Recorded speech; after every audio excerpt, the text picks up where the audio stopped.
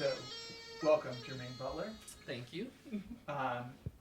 You received a 2019-2020 FLAS from the Center for the Study of the Middle East to study Advanced Arabic. This is true. How did you become interested in the Middle East? Ooh, that's a good question. I think that probably, as with a lot of kids' introduction to foreign cultures, it was probably through National Geographic whenever I was younger.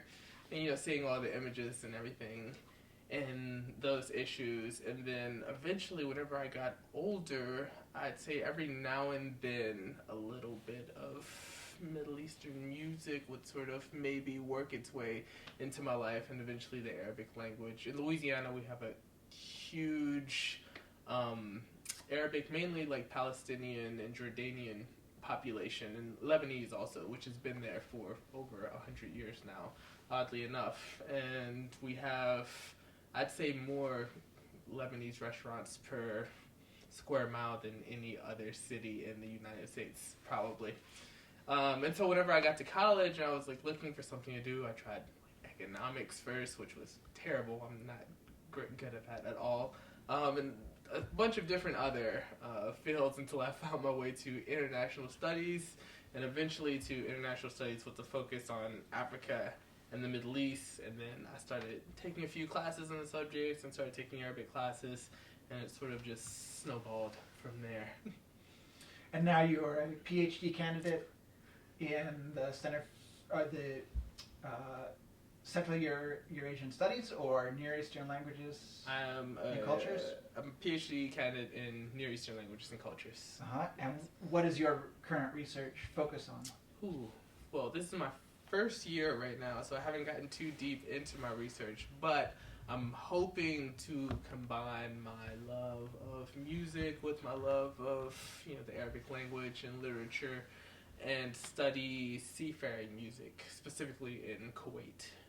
And what is it about Kuwaiti seafaring music that attracts your attention? Oh, this is good. So, people are always asking me, why do I like Khaliji or Gulf music more so than any of the other, hundreds of types of Arabic music.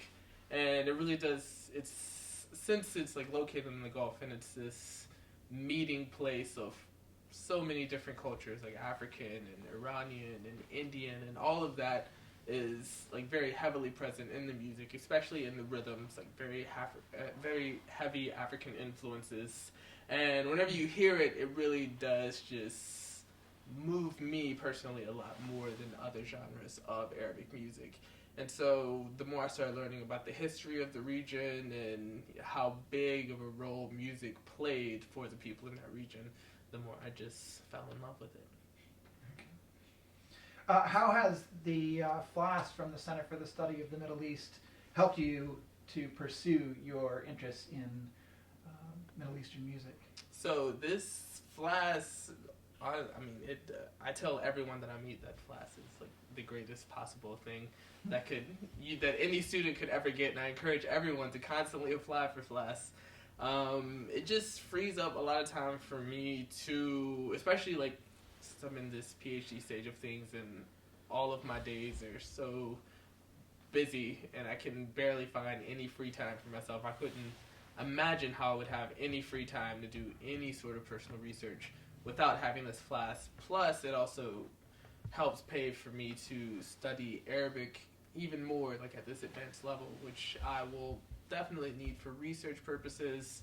And it's a language I use every single day, even if I'm just reading articles about music online, or if I'm reading news about the area, or even if I'm, helping other students of Arabic. I'd also like to be an Arabic professor one day also, so that plays a huge role in just helping me get closer to that goal. Jermaine Butler, congratulations and thank you very much. Thank you very much. Appreciate you.